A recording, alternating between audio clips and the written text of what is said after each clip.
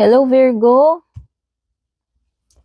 Simulan na na ay tuloy na simulan. Ituloy na natin yung reading mo para sa mga natitirang araw nitong month na ito. Pero lahat naman po ng reading ko rito ay timeless. Wait lang, magsasalamin ako kasi hindi ko mababasa. Okay.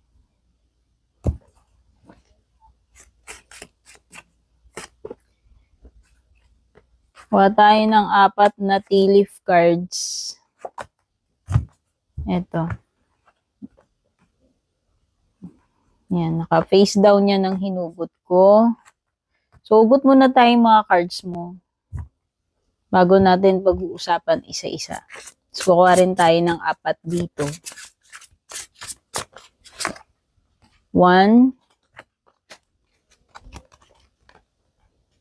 2,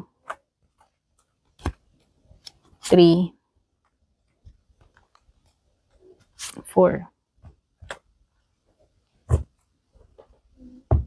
And then, kukuha tayong mga tarot cards. 4.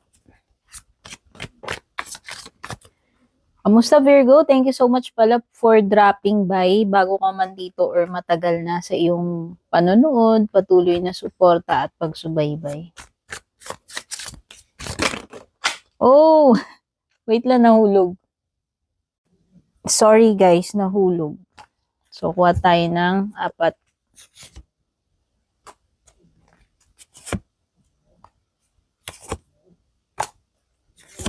4. Sa bottom ng deck, meron ka ditong Queen of Wands reversed. Tapos yung mga tarot decks mo, meron kang, sino ba to? Si 5 of Cups reversed, 3 of Pentacles reversed, Tower reversed, tsaka si 10 of Cups reversed. So, may mga water signs, Cancer, Scorpio, Pisces. Pwedeng may malakas na energy ng Scorpio o Taurus, Virgo, Capricorn. Okay.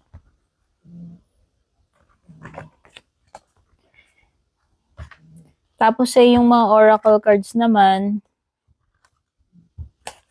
ito yung mga nakuha natin. Meron kang Deja Vu. Meron kang Plastic Smiles. Uy, mukhang may mga plastic dito. Love Bomb. Tapos Booked Busy. Could be na magiging busy ka itong mga remaining days ng month na ito. Tapos ito yung mga tea leaf cards mo. Meron ka ritong Handshake, Archway, Vulture, at saka Tent. Okay? So, bigyan nyo lang ako ng moment at pag-uusapan na natin itong mga to. So, ito yung una ko napansin, si Archway. Ito ay mga opportunities, paths na magbubukas para sa iyo.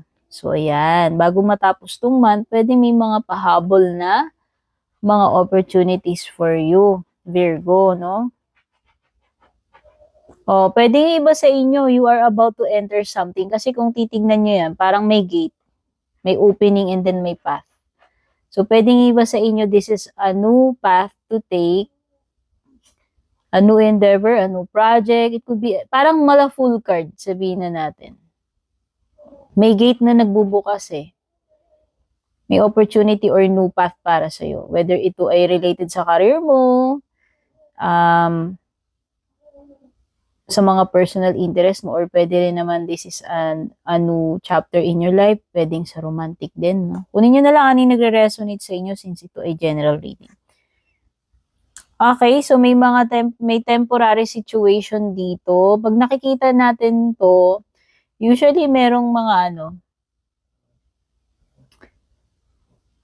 may mga situation ka na kailangan pagdaanan pero hindi ito magtatagal. Okay?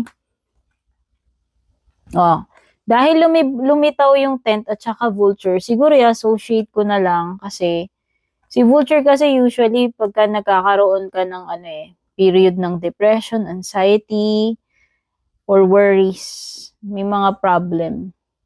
No? So, If ever, pwede yun yung pagdadaanan mo, pero temporary lang naman yun eh. No? Siyempre naman, huwag kang ma-stuck sa ganyan. Di ba? Oh, handshake is, meeting. Pwedeng may pagtatagpo, pwedeng may bago kang makikilala, whether etong meet up na to is with a stranger or pwedeng kakilala mo na nagkaroon kayo uli ng encounter. It could mean meeting new friend or friends, or it could mean meeting a special someone. Pwedeng may ipapakilala sa iyo no? Pero stranger daw eh. So most likely may bago kang makikilala, new person to. Whether ito ay kakonect mo sa business or friend or maging potential na romantic connection. Okay, so sa love life mo naman, lumilitaw love bomb. So, maging aware ka na lang kasi lumilitaw kasi dito sa handshake na may mamimit kang person tapos lumilitaw yung love bomb, no? Pwede kasing mabilis lang eh. Magiging mabilis lang yung wow. Na-feel ko yung connection ng mga baraha. Itong 10th handshake at saka itong love bomb. Sorry naman dear, pero pwede nga may mamimit ka. Kaya lang kasi parang sabihin ko na, whirlwind romance. Kumbaga sa kanta, isang linggong pag-ibig char. So example ko lang yun. Pwede namang hindi lang isang linggo. Kaya lang alam mo yun. I think merong kang mamimit na person na ang bilis ng mga pangyayari sa inyong dalawa, pwedeng ang bilis ninyong na-develop, pero parang ang bilis din huhupa or mabilis din siyang mawawala or matatapos yung connection ninyo. Yun yung nafe-feel ko. Actually, love bomb ka pa nga niya, ayan o. So, sa umpisa, merong intense na sa umpisa may intense na affection. Oo. May excessive attention, affection, overwhelming charm. Kaya lang, alam mo yun, parang hindi siya pang long-lasting, dear. Alam mo yung parang nangyari kay Cinderella na may expiration lang, char. Yung mga gown niya, yung mga, wala lang. Parang ganun. So, yun. Magical in a way. Kaya lang, alam mo yung parang lang, mabibitin ka. Kasi parang, siya eh, panandalian. Char, ang bilis. Di ba alam mo yung lyrics sa kanta? Okay, bilis ng iyong pagdating, pag-alis mo, sadyang kay bilis din. O di ba yun yung kanta na sinasabi. Okay, so nakikita ko magiging very busy ka. Tad-tad. Tad-tad ng mga kausap, tad-tad na ng mga appointment, tad-tad ng mga ganap, activities, gala. So nakikita ko na you are fully booked by the end of this month. At saka ang ganda ng productivity mo, dear Virgo. Ang dami mong ganap, ang dami mong racket, ang dami mong gigs, kung gigs man yan, whatever. Basta ang dami mong maa-accomplish. Walang time na mawi-waste sa'yo. Okay? Kasi very busy ka. Tapos may sinasabi dito, success is on the calendar. So, ayan. Sa tingin ko, mamamaximize mo yung oras mo, potential mo to earn, productivity mo. Ano pa? Yun lang, may mga plastic smiles dito. Mga tao na fake lang yung kindness nila, yung pagiging friendly nila, fake lang. Pero hindi, meron person na sinasabi dito na nasa circle mo na may tinatago siyang resentment sa'yo or inggit. Friends lang sa name only, pero deep inside may hidden chorba sa'yo. May bad blood char. At saka may deja vu. Deja vu yung mga bagay na paulit-ulit. So,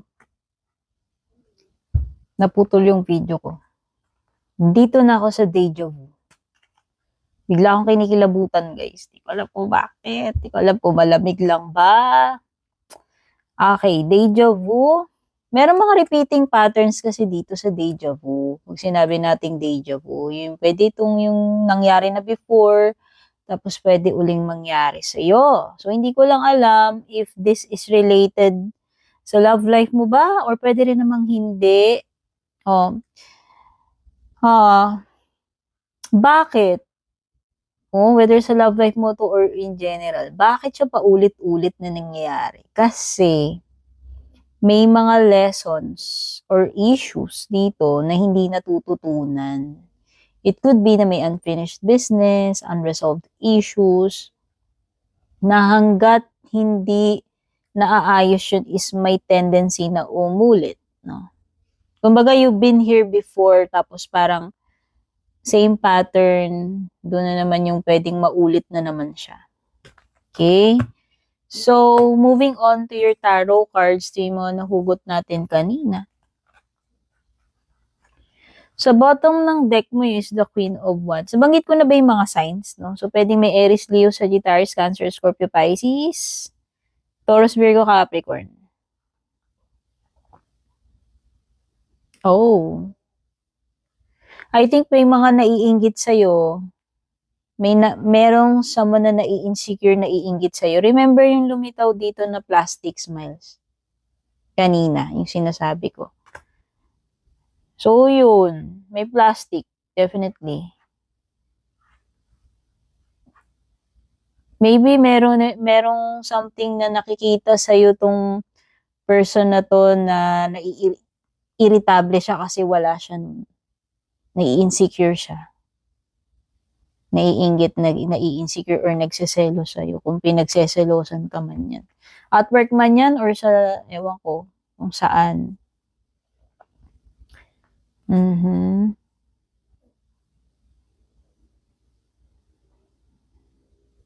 Oh. So, meron talagang someone dito sa circle mo kasi may dito sa Three of Pentacles. Meron talagang loko rito sa grupo na to, whether sa workplace to, sa magkakaibigan, sa mga nakakasama mo, meron talagang plastic at naiinggit sa'yo. Insecure to, dear. Could be, baka nga sinasabotahe ka pa niyan, hindi mo alam. Okay. Sorry naman, dear, pero meron talagang hindi happily ever after dito yung ending. At yun yung nafe-feel ko dun sa mamimit mo na person na romantic na sabi ko is pang temporary lang. Ano ba to, dear? 1 month? 1 month na pag-ibig, 1 linggong pag-ibig, o 2 linggong pag-ibig. Sa may something dito na temporary lang talaga. Oo, sorry naman at hindi ito mauuwi sa happily ever after or happy ending para sa'yo. Yung iba dito, pwedeng may naiinggit sa'yo dyan. Ano ka ba? Nasa dorm, whatever, workplace. Yung iba pwedeng may problem sa bahay or sa family. Okay, when it comes to love life, meron ditong person na nagre-regret. So, hindi ko alam kung past mo to, ex mo to, or someone na na-encounter mo. May regret siya eh. Or it could be, ito yung sadness mo dito sa parang 1 linggong sa maiksing pag-ibig, no? Na ilalove bomb ka. O, kaya lang huwag kang mag-alala kasi kahit naman mawala yan, is meron namang bagong person na darating sa'yo. Pero sana hindi yung pang temporary lang. Okay? Oo. Uy, may ma-expose dito sa tower. May expose siguro yung plastic or mga plastic. Kung hindi ko alam kung ilan yung plastic sa'yo dito or ayun nga, pwede rin itong power na to is related dun sa, kakagulat mo nga na temporary na romantic connection na madali ring, ang bilis na develop, pero ang bilis ding umalis sa buhay mo, ang bilis din nabuwag. Okay? So, yan. Expect mo na rin na pwedeng may mga hindi inaasahan dito since may tower, no? Pwedeng may ending talaga, may mga changes or mga some kind of disruptions. So, kuha pa tayo ng last card mo para sa closing message, Virgo. Nahugot natin ay upbeat. Ano yung pinaka-message sa iyo? May your inner child come out to play.